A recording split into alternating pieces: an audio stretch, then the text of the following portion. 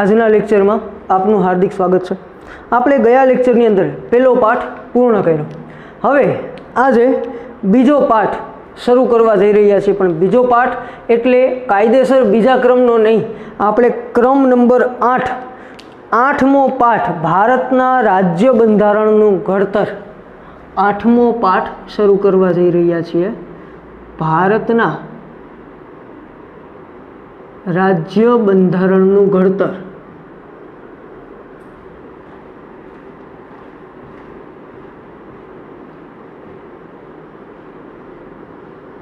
અને ભારતના રાજ્ય બંધારણનું ઘડતર અને લક્ષણો આ પાઠ શરૂ કરવા માટે જઈ રહ્યા છીએ, બરોબર। 8મો પાઠ। હવે તમને કહું એ બધું તમારે લખતું જવાનું, હું એના પોઈન્ટ ખાલી અહીંયા લખતો જઈશ, બાકી આખું વાક્ય તમારે જાતે પૂરેપૂરું લખવું, બરાબર। અહીંયા બોર્ડની જે મર્યાદા છે એના હિસાબે બધી વસ્તુ હું લખી ન શકું, તો હું કહું એટલું તમારે સાથે લખતું જવાનું, બરાબર છે। તો હવે 8મા પાઠની વાત કરીએ તો પહેલાં તો બંધારણ એટલે શું આપણને ખબર હોવી જોઈએ કે બંધારણ એટલે શું। તો પહેલો પોઈન્ટ તમે અહીંયા આવી રીતે પાડો, બંધારણ। તમારે પહેલો પોઈન્ટ શું લખવાનો રહેશે? બંધારણ। કે ભાઈ બંધારણ એટલે શું? તો બંધારણનો પોઈન્ટ તમારે પહેલો પાડવાનો છે, એની અંદર હું જે લખાવું એ તમારે લખવાનું છે। તો પહેલાં સમજી લઈએ કે ભાઈ બંધારણ એટલે શું। તો કોઈ પણ દેશનું શાસન ચલાવવા માટે, કોઈ પણ દેશ હોય એનું વ્યવસ્થિત શાસન ચલાવવું હોય, તો એ દેશનું શાસન ચલાવવા માટે જે નિયમો બનાવવામાં આવ્યા હોય, બરાબર, જેટલા પણ નિયમો બનાવવામાં આવેલા હોય એ નિયમોના વ્યવસ્થિત સંગ્રહને એક બુક તરીકે કંઈક આપણે અલગ રાખીએ, વ્યવસ્થિત એનો સંગ્રહ કરીએ, તો એ તમારા માટે બંધારણ બની જાય, બરાબર। એટલે બંધારણ એટલે નિયમોનો સંગ્રહ। એટલે નિયમોનો સંગ્રહ મતલબ કે અલગ અલગ પ્રકારના નિયમો જે દેશને ચલાવવા માટે જરૂરી હોય એવા તમામ જે નિયમો છે એ તમામ નિયમોનો સંગ્રહને તમે શું કહી શકો? બંધારણ। તો આ બંધારણ એટલે વ્યવસ્થિત નિયમોનો સંગ્રહ। તો તમે બંધારણની અંદર પહેલો પોઈન્ટ લખો, કોઈ પણ દેશનું શાસન ચલાવવા માટે, કોઈ પણ દેશનું શાસન ચલાવવા માટે ઘડવામાં આવેલા, કોઈ પણ દેશનું શાસન ચલાવવા માટે ઘડવામાં આવેલા નિયમોના વ્યવસ્થિત સંગ્રહને દેશનું બંધારણ કહેવામાં આવે છે। નિયમોના વ્યવસ્થિત સંગ્રહને દેશનું બંધારણ કહેવામાં આવે છે। હવે આ બંધારણની વ્યાખ્યા જોઈ ગયા પછી, વ્યાખ્યા પૂરી, આ તમારો પોઈન્ટ પૂરો। હવે એના પછીનો બીજો પોઈન્ટ આપો, બંધારણનું મહત્વ। બંધારણનું મહત્વ કે ભાઈ આ બંધારણનું મહત્વ શું છે, શા માટે બંધારણ જરૂરી છે, બરાબર।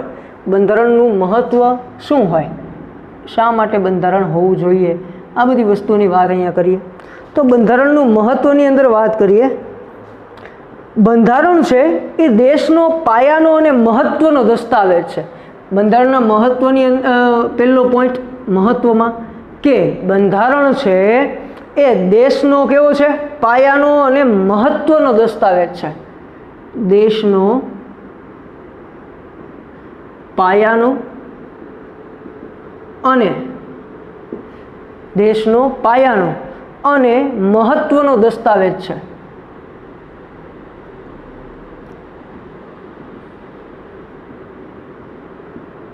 બંધારણ છે એ દેશનો કેવો? બંધારણ દેશનો પાયાનો અને મહત્વનો દસ્તાવેજ છે। કોઈ પણ દેશને ચલાવવા માટે જે કોઈ પણ વસ્તુની જરૂર પડે એ પાયો કહેવાય, બરાબર. પાયા વગર બધું અધૂરું છે. તમે મકાન આખું બનાવો પણ એમાં નીચે પાયો જ ન કરો તો પાયા વગર મકાન પડી જાય. તો એમ બંધારણ વગર દેશનું શાસન ચાલી શકે નહીં. એટલા માટે અહીંયા પાયાનો અને મહત્વનો દસ્તાવેજ કીધો છે. એટલે પહેલો પોઈન્ટ લખવાનો છે કે બંધારણ એ દેશનો પાયાનો અને મહત્વનો દસ્તાવેજ છે. એના પછી બીજો પોઈન્ટ આપણે લખીએ કે બંધારણની જોગવાઈઓને આધારે દેશમાં કાયદાઓ ઘડવામાં આવે છે. આનું મહત્વ છે કે બંધારણની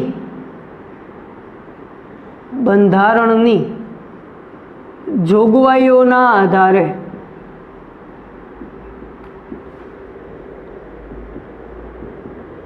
કાયદાઓ ઘડાય છે. કાયદાઓ કેવી રીતે ઘડાય? તો બંધારણની અંદર જે કંઈ પણ નિયમોની જોગવાઈ કરવામાં આવી છે એ નિયમોની જોગવાઈઓના કારણે તમે શું બનાવી શકો?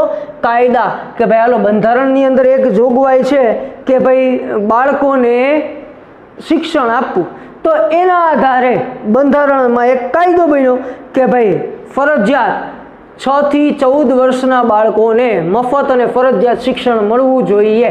તો આ કાયદો બન્યો પણ કોના આધારે? બંધારણની જોગવાઈને આધારે. તો બંધારણની જોગવાઈને આધારે આ કાયદાઓ બને છે, બરાબર. એટલે બંધારણ આ કાયદાઓ ઘડવા માટે પણ મહત્વનું છે. એના પછી વાત કરીએ દેશના કાયદાઓ જે હોય, બરાબર. આ જે જોગવાઈને આધારે કાયદાઓ બન્યા છે એ કાયદાઓ છે એ કાયદાઓ પાછા બંધારણને સુસંગત, એટલે કે બંધારણમાં જેમ જોગવાઈ કરવામાં આવી છે એ પ્રમાણે પાછા કાયદાઓ ઘડાવવા જોઈએ. એમનેમ આડેધડ નહીં. પાછા બંધારણમાં કીધું છે એમ કાયદાઓ બનાવવાના છે. આડેધડ ગમે તેમ કાયદાઓ ચાલે નહીં. તો બંધારણના સુસંગત અને બંધારણીય જોગવાઈઓને આધીન જ હોવા જોઈએ. જોગવાઈની મુજબ જ હોવા જોઈએ. એમનેમ આડેધડ કાયદાઓ બનાવો તો એ ચાલે નહીં. તો એ છે ન્યાયતંત્ર એને રદ કરી શકે છે. એટલે આ એને આધારિત જ હોવા જોઈએ. બંધારણના કાયદાઓથી સર્વોપરી છે. બંધારણ કાયદાઓથી કેવું છે? સર્વોપરી. બંધારણ છે એ કાયદાઓ કરતાં સર્વોપરી છે.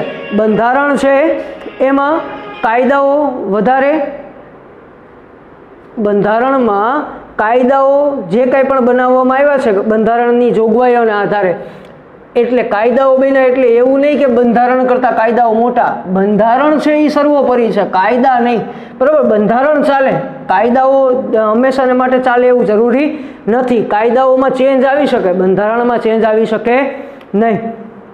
એના પછી બંધારણમાં સમયાંતરે બદલાતી જતી લોકોની જરૂરિયાતો, અપેક્ષાઓ, આકાંક્ષાઓ, ઈચ્છાઓ અને લોકોની ઉચ્ચ ભાવનાઓનો પડઘો હોય છે.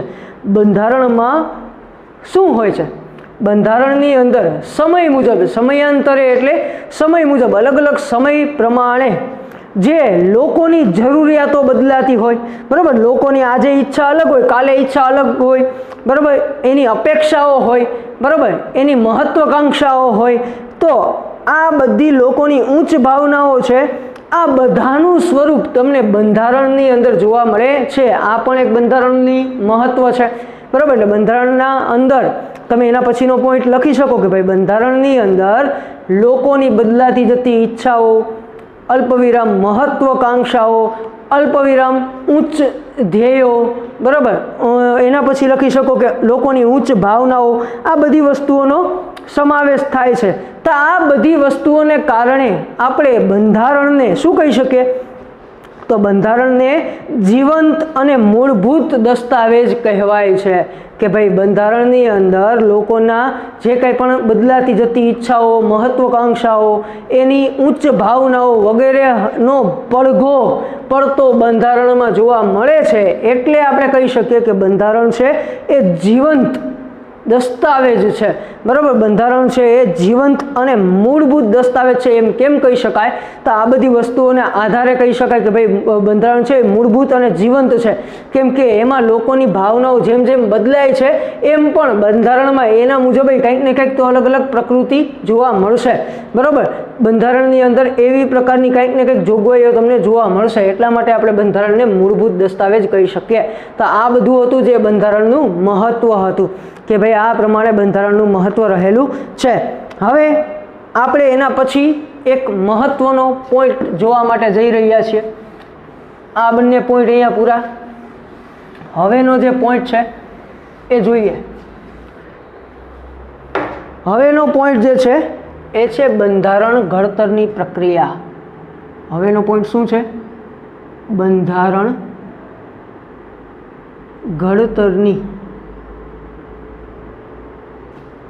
પ્રક્રિયા.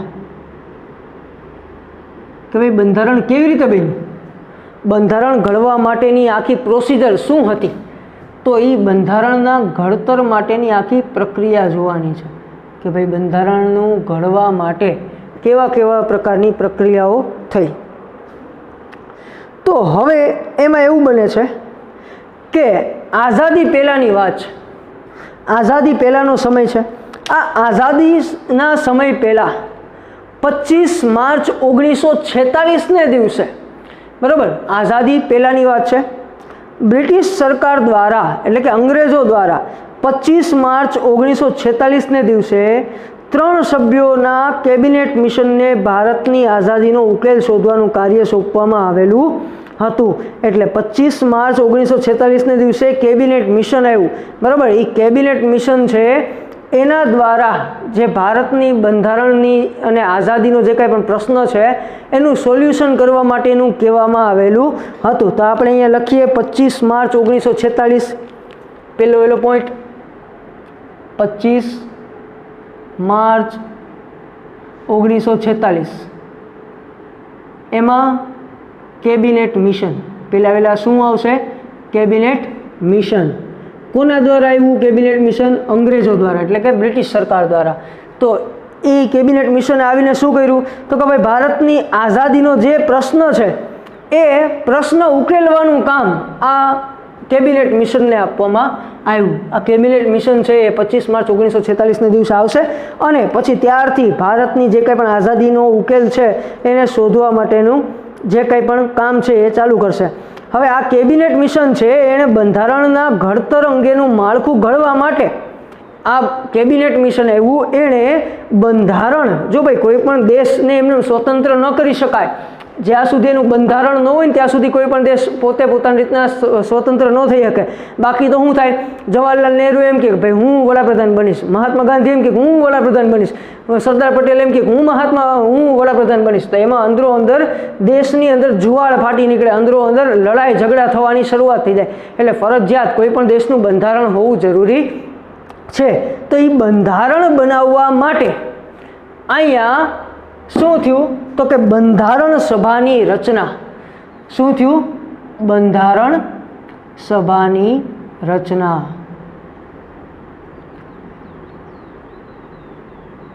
તો આ બંધારણ સભાની રચના એટલે કે બંધારણ બનાવવા માટે જે સભાનું આયોજન થાય એને બંધારણ સભા કહેવાય. તો આ બંધારણ સભાની રચના થઈ, બરાબર.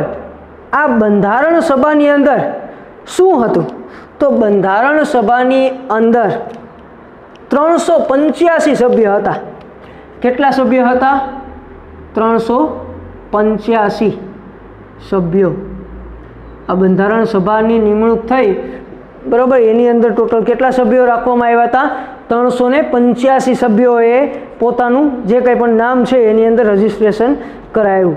હવે એની અંદર અલગ અલગ જ્ઞાતિના, ધર્મના, જાતિના, લિંગ એટલે કે સ્ત્રી હોય, પુરુષો હોય, બરાબર, ભૌગોલિક પ્રદેશોની વ્યક્તિઓ. એટલે એવું નહીં કે ભાઈ આ જ કોમનો વ્યક્તિ, આ જ જાતિનો વ્યક્તિ, આ જ જ્ઞાતિનો વ્યક્તિ, આ જ ધર્મનો વ્યક્તિ અથવા આ જ લિંગનો એટલે કે પુરુષ જ કે સ્ત્રી જ, એવું નહીં.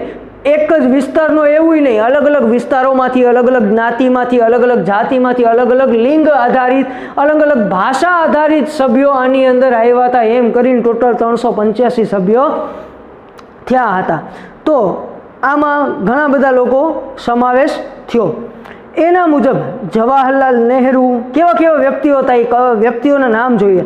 તો જવાહરલાલ નહેરુ, સરદાર પટેલ, મૌલાના અબુલ કલામ આઝાદ, Shyama Prasad Mukherjee, HP Modi, HV Kamat, Frank Anthony, Kanaiyalal Munshi જે ગુજરાતી હતા, એન ગોપાલ સ્વામી અયંગર, કૃષ્ણસ્વામી અય્યર, બલદેવસિંહ.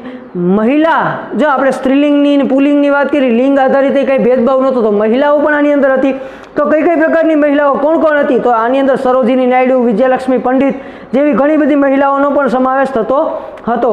અને બંધારણ સભાની અંદર આ બંધારણ સભાની રચના થઈ તો બંધારણ સભાના સૌ પ્રથમ અધ્યક્ષ, તો અહીંયા આપણે બંધારણ સભાના અધ્યક્ષની વાત કરીએ તો આ બંધારણ સભાના સૌ પ્રથમ અધ્યક્ષ કોણ હતા?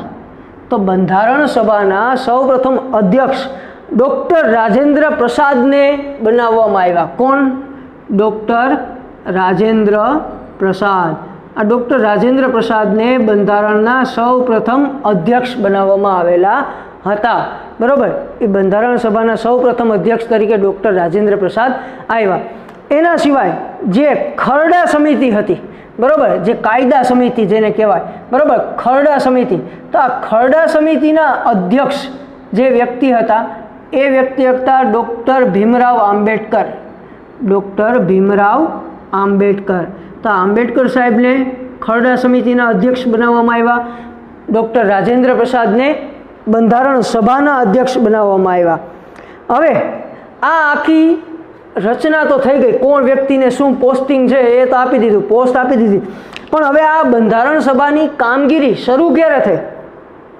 તો બંધારણ સભાની કામગીરી 9 ડિસેમ્બર 1946. આ 9 ડિસેમ્બર 1946ના દિવસે શું થયું? તો બંધારણ સભાની કામગીરી શરૂ થઈ. બરાબર, 9 ડિસેમ્બર 1946ને દિવસે બંધારણ સભાની કામગીરી શું થઈ? શરૂ. 9 ડિસેમ્બર 1946ને દિવસે બંધારણ સભાની કામગીરીની શરૂઆત થઈ. હવે બંધારણ સભાએ આ જે બંધારણ છે એ કેટલા સમયમાં પૂરું કર્યું? તો બંધારણ સભાએ 2 વર્ષ 11 મહિના અને 18 દિવસ 2 વર્ષ 11 મહિના અને 18 દિવસની અંદર બંધારણ બન્યું. બંધારણ 2 વર્ષ 11 મહિના અને 18 દિવસની અંદર બન્યું હતું. આ બંધારણ બનવા માટે કેટલી બેઠકો યોજાણી હતી? તો બંધારણ બનવા માટે 166 જેટલી બેઠકો યોજાય. બરાબર, કેટલી બેઠકો બંધારણ બનવા માટે થઈ? તો 166 બેઠકો યોજાઈ હતી. 166 વખત આ લોકો ભેગા મળ્યા ત્યારે છેક આ કામગીરી પૂરી થઈ. હવે આ 166 બેઠક થઈ ત્યારે બંધારણ બન્યું. 2 વર્ષ 11 મહિના અને 18 દિવસ એટલા સમયમાં બંધારણ બન્યું. હવે આની અંદર આ પ્રક્રિયાની અંદર શું કર્યું એ લોકોએ? તો આ લોકો જે બંધારણ સભાની અંદર 385 સભ્યો હતા એ બધા સભ્યોએ ભેગા મળી દુનિયાના અલગ અલગ જે કંઈ પણ દેશો છે એના અલગ અલગ બંધારણ લીધા. બરાબર, દુનિયાના અલગ અલગ દેશો, માનો કે ઓસ્ટ્રેલિયામાંથી મંગાવ્યું, કેનેડામાંથી મંગાવ્યું, અમેરિકાનું મંગાવ્યું, ન્યૂઝીલેન્ડનું મંગાવ્યું, બરાબર, આફ્રિકાનું મંગાવ્યું, અલગ અલગ, ફ્રાન્સનું મંગાવ્યું, જર્મનીનું મંગાવ્યું, બરાબર, એવી રીતના અલગ અલગ દેશોમાંથી બંધારણ બનાવ્યું. બંધારણ મંગાવી એનો અભ્યાસ કર્યો કે ભાઈ આ બધા દેશોએ પોતાનું બંધારણ બનાવ્યું છે તો એની અંદર કઈ કઈ વસ્તુઓનો સમાવેશ કર્યો. બરાબર, તો એમાંથી જે કંઈ પણ વસ્તુઓ છે એનો જે કંઈ પણ ચર્ચા વિચારણા કરી અને એમાંથી એ વિશ્વના અલગ અલગ જે કંઈ પણ બંધારણો છે એમાંથી પોતાની રીતે જે કંઈ પણ વસ્તુઓ અનુકૂળ આવી એ ભારતના બંધારણમાં જોડતા ગયા એમ અલગ અલગ દેશોની જે કંઈ પણ મહત્ત્વની વસ્તુઓ લઈ અને આ લોકોએ બંધારણ આખરે જે કંઈ પણ છે એ છેલ્લું સ્વરૂપ આપ્યું. એટલે બંધારણનું છેલ્લું સ્વરૂપ વિશ્વના અલગ અલગ દેશોના બંધારણમાંથી જે કંઈ પણ છે એ લેવામાં આવ્યું. હવે આ બંધારણ જ્યારે બન્યું, બરાબર, તો અહીંયા આપણે પોઈન્ટ આપીએ બંધારણ બન્યું ત્યારે, બંધારણ બન્યું ત્યારે, તો બંધારણ બન્યું જે સમયે, બરાબર, તે બંધારણ બન્યું એ સમયે ભારતના બંધારણની અંદર એ જ્યારે બન્યું ત્યારની વાત છે, તો ત્યારે ભારતના બંધારણની અંદર પહેલાં 395 આર્ટિકલ હતા, અનુચ્છેદ જેને આપણે કહીએ છીએ, એટલે કે આર્ટિકલ, અનુચ્છેદ કેટલા હતા? 395. આની અંદર જ્યારે બંધારણ બન્યું ત્યારે 395 જેટલા અનુચ્છેદ રાખવામાં આવ્યા હતા. પછી એની અંદર પરિશિષ્ટોની સંખ્યા 8 હતી. પરિશિષ્ટ કેટલા હતા? 8. એના પરિશિષ્ટો એટલે એના ભાગ કેટલા હતા? 8 ભાગની અંદર વિભાજિત કરવામાં આવ્યું હતું. પછી ધીમે ધીમે સુધારા વધારા થયા અને સુધારા વધારા થઈ અને ધીમે ધીમે સુધારા વધારા કરતાં કરતાં એમાં વળી પાછો ફેરફાર આવ્યો.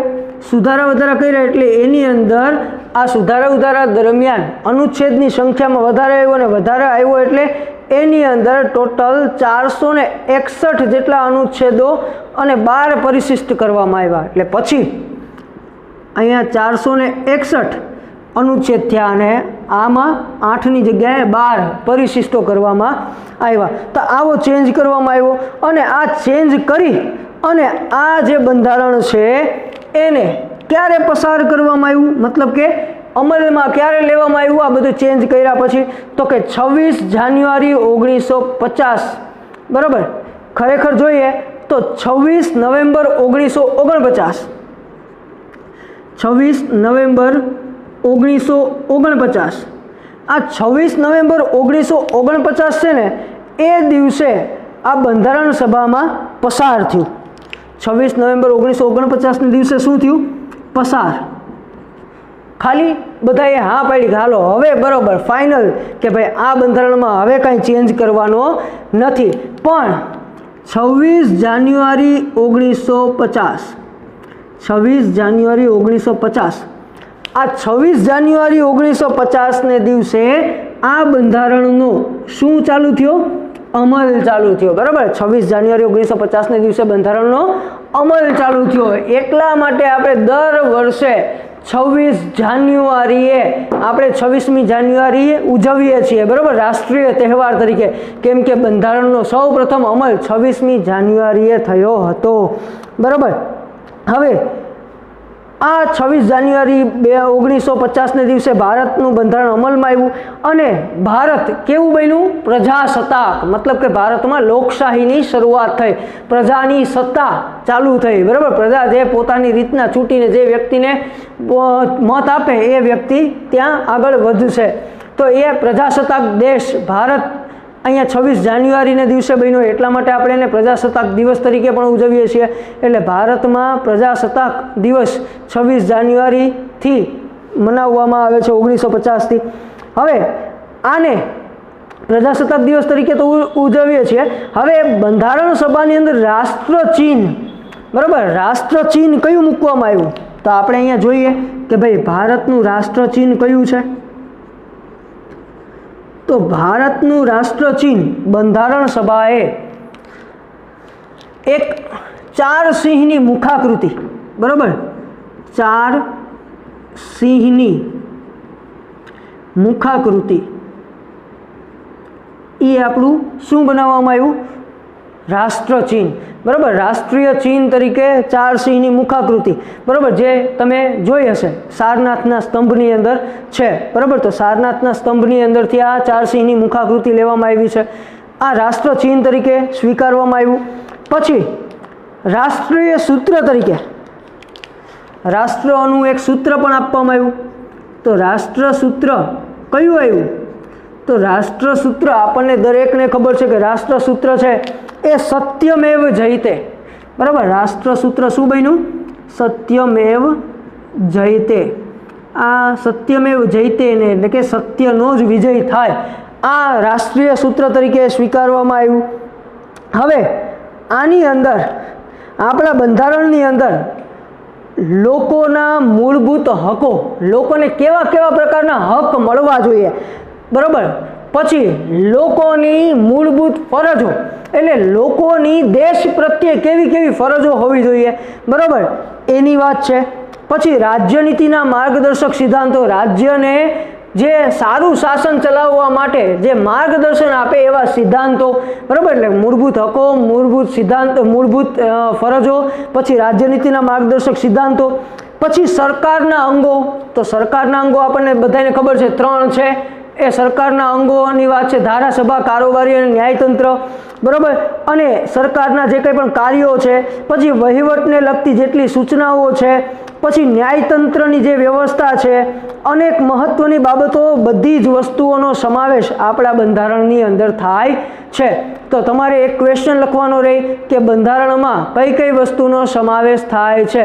તો બંધારણની અંદર આપણે લખવાનું, પહેલાં એક ક્વેશ્ચન લખો, બંધારણમાં કઈ કઈ વસ્તુનો સમાવેશ થાય છે. હવે આ ક્વેશ્ચન લખ્યા પછી એનો જવાબ લખો. બંધારણમાં મૂળભૂત હકો, મૂળભૂત ફરજો, રાજ્યનીતિના માર્ગદર્શક સિદ્ધાંતો, સરકારના અંગો, અનેક કાર્ય તથા વહીવટી સૂચનાઓ, અલ્પવિરામ ન્યાયતંત્રની વ્યવસ્થા જેવી ઘણી બાબતોનો સમાવેશ થાય છે. તો આ આટલી બધી વસ્તુઓનો સમાવેશ થાય છે કે જે વિશ્વમાં તમને ક્યાંય જોવા મળતી નથી. વિશ્વમાં એક પણ દેશ એવો નથી કે જેની પાસે અવળું મોટું બંધારણ હોય. તો બંધારણ અવળું મોટું હોય, પાછું વિશ્વનું સૌથી મોટામાં મોટું લેખિત સ્વરૂપમાં બંધારણ હોય એવો ભારત એકમાત્ર દેશ છે, બરાબર. એટલે ભારત એકમાત્ર એવો દેશ છે બંધારણને લગતો કે જે વિશ્વનું સૌથી મોટું, સૌથી લાંબુ અને બહુ વિશદ કહી શકાય, બહુ વિશાળ કહી શકાય એવો લેખિત દસ્તાવેજ ધરાવે છે એવો ભારત એકમાત્ર દેશ છે. તો આમ આ બંધારણના ઘડતરની પ્રક્રિયા આગળ વધી, જે અહીંયા આપણે બોર્ડ ઉપર જોઈએ છીએ.